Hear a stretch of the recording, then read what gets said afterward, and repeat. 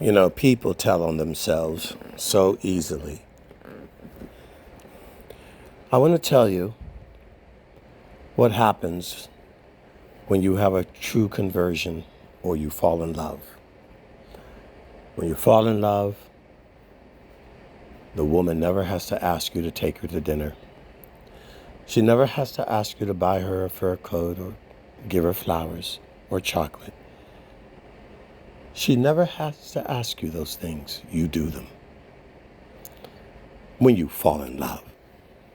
When you love God, He never has to ask you for your tithes. Never has to ask you for your offering. And He never has to ask you, well, why don't you do a little something more for me? Not the bare minimum. No, you just do that because that's what love does. All of my guys with their girlfriends, that's what they do. The girls never have to ask. They go over and beyond. Or the ones that have mistresses. Oh, especially the mistress, because you got tired of the wife. She never has to ask. You show up with all kinds of things. You turn other people down just to turn her on. The liquor store never has to ask you to buy more liquor. You will. The casino never has to ask you to spend more money. They don't have to ask you. You just do it.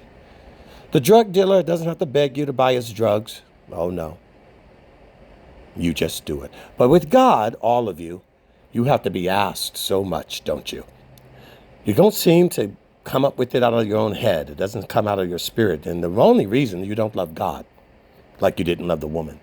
You did love the drugs. You did love that work at your office.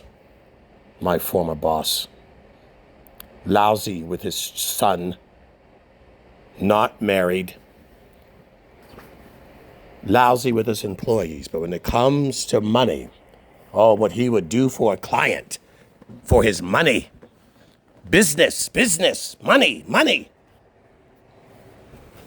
Or for the mistress, the lover, or for his addictions. For that, no one has to ask him to do a darn thing. He will do it gladly and freely and liberally and generously without complaint, even though it's not good for him. And I don't know what that's like to be like all of you. I can't relate to that, and I'm so glad I can't. No homeless person has ever had to ask me for anything. No neighbor has ever had to ask me for a meal.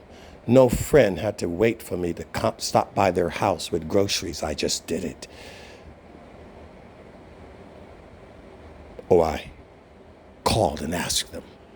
No pastor had ever had to ask me for a tithe or an offering. No sick person had ever had to ask me to come and visit them in the prison, in a mental institution, in a nursing home. No. And it's not because I'm special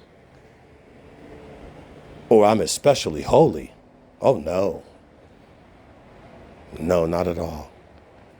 It's because I love God. And I love what God loves, and I do what He tells me to do.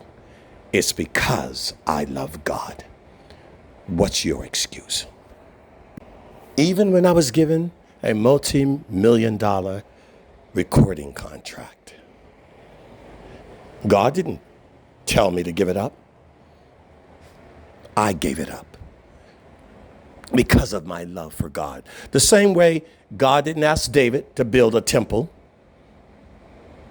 David wanted to do that as his expression of his love for God. And God said, I didn't ask for that, but I'll accept it because that's your expression to me. I didn't tell you to tear up that contract. No, you didn't, Father. But I don't want it. I don't want to be near anybody that hates you.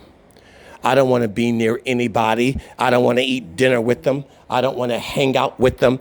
Nobody, Father, who hates you, despise your word. I don't even want to be in their presence. No, Lord.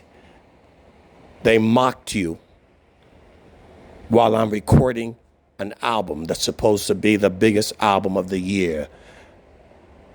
They mocked you. And when I found out they mocked you, They were surprised.